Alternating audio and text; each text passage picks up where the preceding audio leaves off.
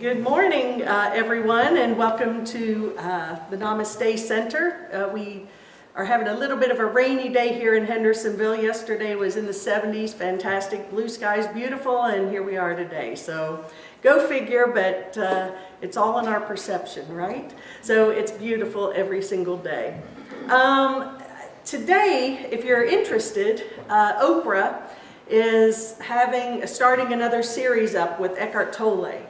And it's actually very cool. It's going to be on Facebook, of all things. And it starts at noon, but I suspect, again, it'll be available in archives as well. And they've even put out and I'm sure you can get it on Oprah.com, at least I would think so. But they've got a workbook that goes along with the life classes that she does. So it's very cool. And just out of curiosity, how many of you have read The New Earth? He wrote it maybe 10, 12 years ago. So yeah. Well, if you haven't read it, it is a fantastic book. I think it's a must read for anyone who's interested in understanding what we're going through. And I love how and where we're going. But he is such a master at putting everything into spiritual context and something that really touches your heart. I just love Eckhart Tolle and his work, so I'm excited that this is something that's going to be redone, because she actually did a series with him maybe 10 years ago on the internet, which was kind of a cutting-edge thing at that time. Now it's all over the place, but it was like a webinar. And I watched several of them. I can't say I did them all, but it's really a wonderful opportunity for all of us, and his energy and his cuteness and his spirit are just terrific. So he's like a little elf, a little imp, and he's wonderful. So today I want to take that as a lead into what I chose to talk about, and it is the new earth that we're creating, that literally from this moment on, where are we going?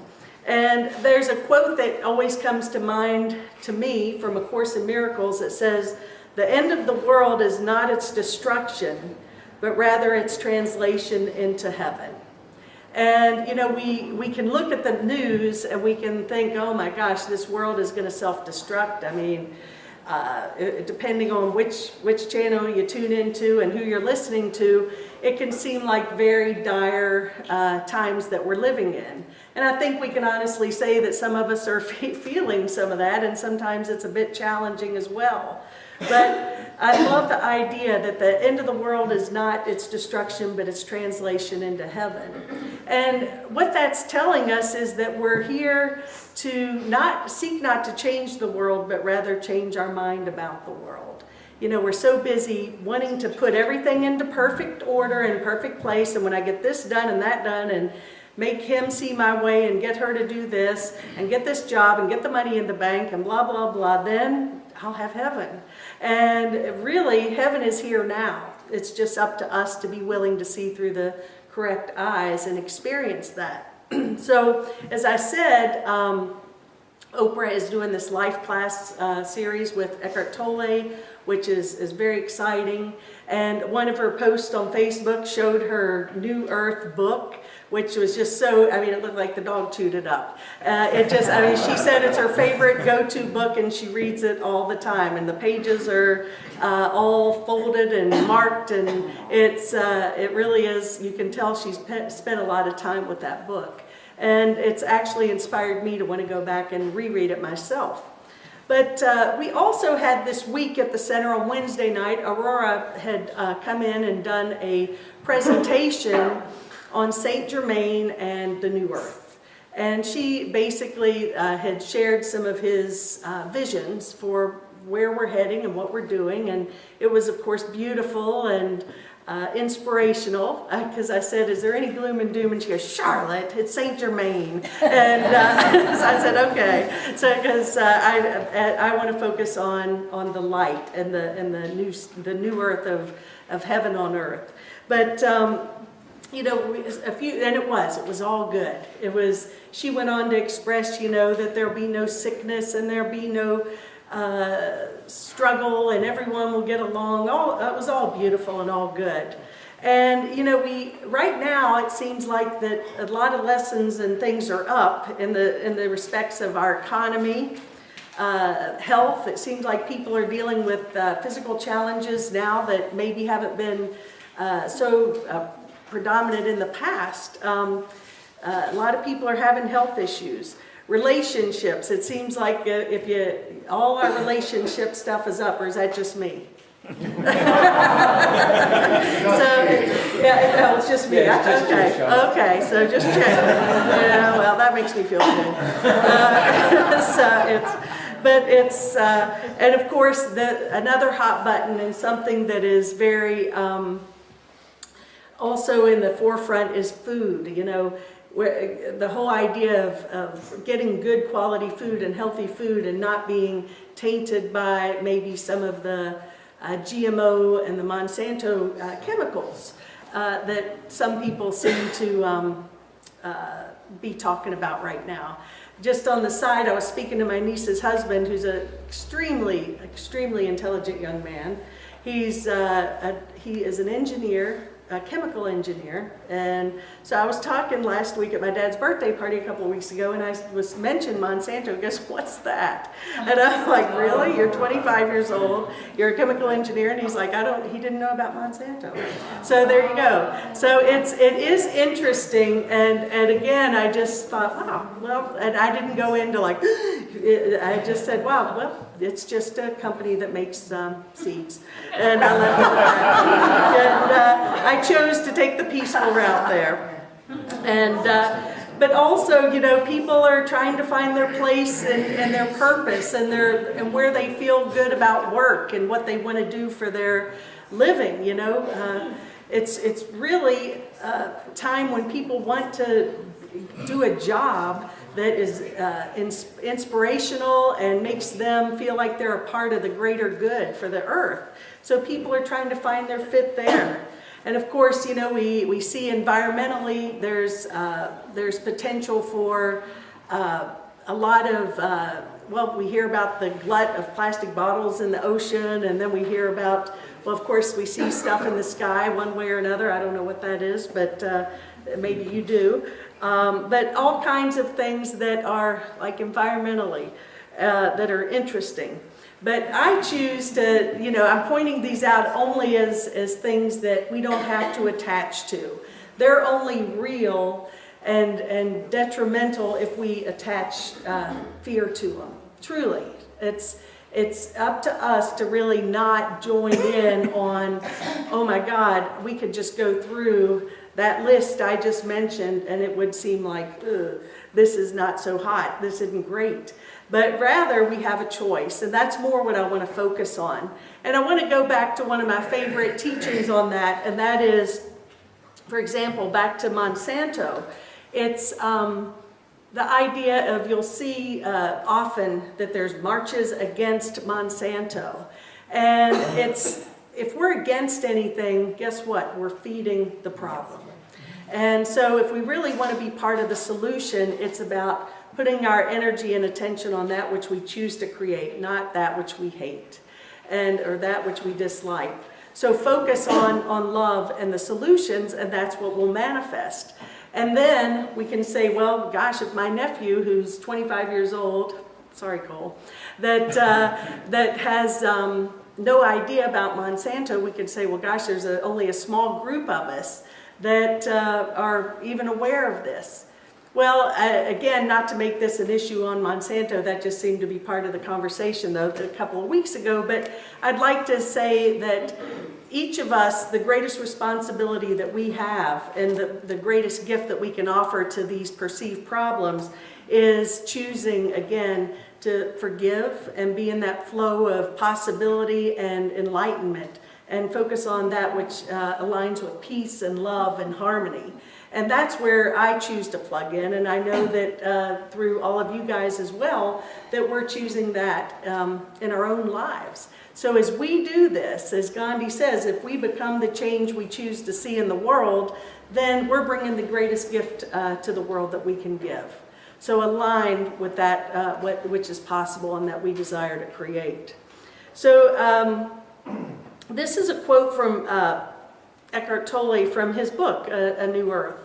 And he says a significant portion of the Earth's population will soon recognize, if they haven't already done so, that humanity is now faced with a stark choice: evolve or die. Now, I don't want to say that that's like, oh, scary stuff. I actually say, no, this is exciting. This is our turning point. This is our place in the road where we can go down this path, continue down the path that we've been on, which probably will not be such a friendly outcome, or we can actually evolve. And so how do we do that? Well, we do that by, I believe, complete surrender. We do that by living from our heart instead of our head. Compassion, love, being in that vibration of what makes us feel good rather than that which brings our energy down.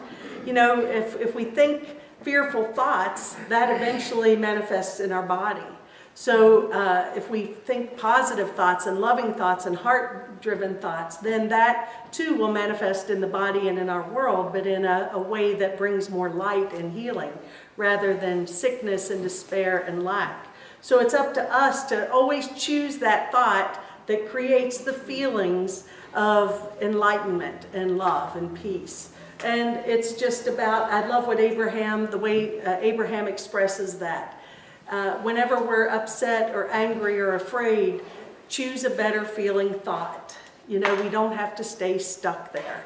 And also, I place my future in the hands of God. That's been my mantra lately. It's just, I think Marianne Williamson said it, just two things to remember.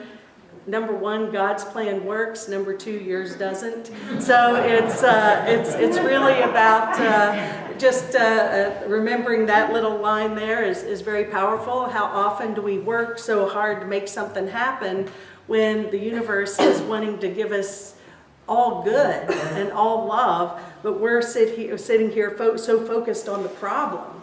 And we got to focus on attaching ourselves or aligning ourselves with the God consciousness, the mind of God, which is only love and only good.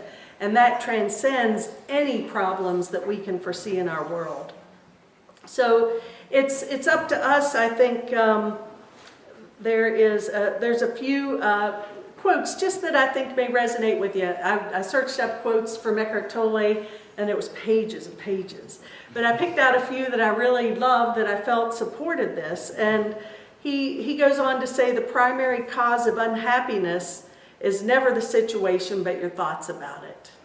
And again, that's it from A Course in Miracles perspective, that a shift in perception is the miracle. In other words, the conditions in my life might not change one single bit, but I've chosen to see through the eyes of the Holy Spirit, or the eyes of love, the eyes of non-judgment, rather than what I believe is something bad or even good.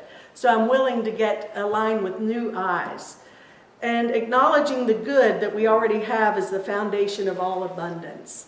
And gratitude for everything. I mean, if we just focus, we're all so blessed here. We really are. And if we stay in that attitude of gratitude and continue to focus on that, the more we focus on that, the more the universe gives us to be grateful for. If I see myself as lacking or limited or judging or blaming, then the universe will give me more of that too. So it's taken full responsibility for everything in my life, everything. Knowing that this world is but a reflection of my consciousness, and that I have, at some level, created and asked for everything that's occurring in my life. And whether it seems bad or good, it's because I've brought it in, or that other person has brought it in. But the good news is that we bring these things in, I think, at a soul level to teach and to learn from, part of the greater good, part of our awakening. So there again, those things aren't even bad unless we attach judgment to those. And to support that, it says life will give you whatever experience is most helpful for the evolution of your consciousness. How do you know this is the experience you need? Because it's the experience you're having at the moment. So, I mean, it's that simple. So if you're having this experience, it's obviously the one we need. But I do believe, quite frankly, that if we do seem to be cycling in a lot of evolutionary lessons, that we don't have to make it like a tidal wave. I believe that the gap of time between when these things come in for our evolutionary growth and our spiritual awakening, we can recognize it, go into our hearts, ask Spirit to lead us through this, or we can jump into the drama and the story and play that over and over. So it's up to us how long we choose to stay in it. And because I think that these lessons are valuable and they're good, even though they don't feel like it sometimes. One thing he says that is so powerful here too, it says, sometimes letting go is an act of far greater power than defending or hanging on. And it's so scary sometimes to let go. You know, even though we might not like a situation or a condition in our life, it's familiar and it's comfortable. So we'll do everything we can to hold on to that, when if we just let go, we'd make space for the greater good. And I think maybe some of you guys could relate to that, things that we've held on to that maybe have not served our greater good. Now in the big picture they have, but again, delay is meaningless in eternity, but tragic in time. So if I can, in the big picture it does, in the realm of everything it really doesn't matter, but in this instant, why are we hanging on to all that stuff? Now this is one that I have to take to heart because it's so true for me, and even though I don't really like this one, I know that it's true. My heart's saying it's true, get over it. But it goes on to say, anything you resent and strongly react to in another is also in you. And I truly believe that, because if I was healed, if I was coming from love, then I would see nothing but that in my brother. No one could push my buttons. The only reason someone pushes my buttons is because there's something in me that's reflecting that request for them to be this way. And it's so true and so powerful. So if we're really willing to take a good, honest look at ourselves and see where we still have those charges and hot buttons, I believe that those are a place that we can go for our greatest degree of healing. And he goes on to say, living up to an image that you have of yourself or other people have of you is inauthentic living. So in other words, what other people think of us is none of our business. How often, and I know that I've spent many years or days in the past trying to be the person that people expect me to be or want me to be, and the harder I've gone down that path and tried to be that person or act a certain way or do something, never made them happy anyway. You have that experience, or is that just me as well? Okay, so don't waste your time. It's inauthentic living. I think this new earth is about us living from authenticity and not really giving a hoot what anyone thinks or says. Really doesn't matter. Because that's the greatest gift I can bring to this earth, is being authentic. Being me, and because that makes a space for other people to live from that premise as well. And it's there's one line that he says here that I will get to in just a few minutes, because I think it surmises everything I've been talking about here today. But I do want to go into the idea of non-resistance and non-judgment. He goes on to say, non-resistance, non-judgment, and non-attachment are the three aspects of true freedom and enlightened living. So those three, if we can release our judgment, our resistance, and attachment to anything, then we can live freely as spiritual beings and live in love, and the greatest degree of love at that. So what's our role in this? I've mentioned it already, but our role is to really, Eckhart's first major book was called The Power of Now. And live in the now, in this moment. All is well, all is divine. I don't have to dig up the past or project into the future, because right now all is good. And if I can build on that, build on the now, then guess what? The decisions I make in the now are directing my future. So live fully present in love. Plant a garden.